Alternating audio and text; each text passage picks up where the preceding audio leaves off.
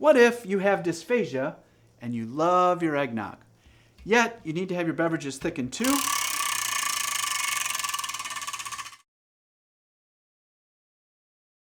Extremely thick.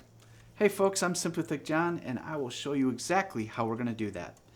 So one of the interesting things about eggnog is that I think it's thicker than a thin liquid. I guess the directions say I'm supposed to shake this first before I open it. So let's shake it.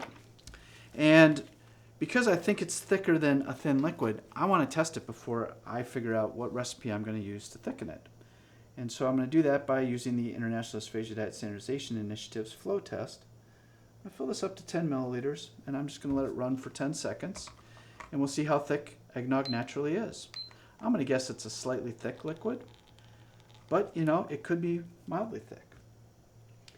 And in this case, I think it is going to turn out to be right on the border between slightly thick and mildly thick.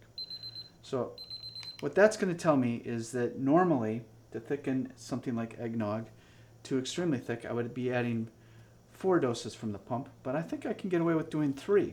I'm sure 4 would work, but why not use 3 if you can, right? Because it saves you money, and you know, that's all you need, so why not? So we're going to experiment. I already have 4 ounces in here, and I'm going to add 3 doses from the pump, and we're going to mix it and see if it gets thick enough, and if not, we can just add another dose from the thickener. So this is kind of how you problem solve with the International Dysphagia Diet Standardization Initiative.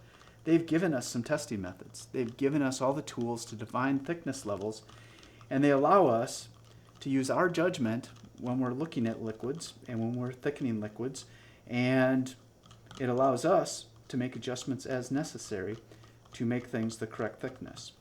And so you can see this was very quick and easy, actually.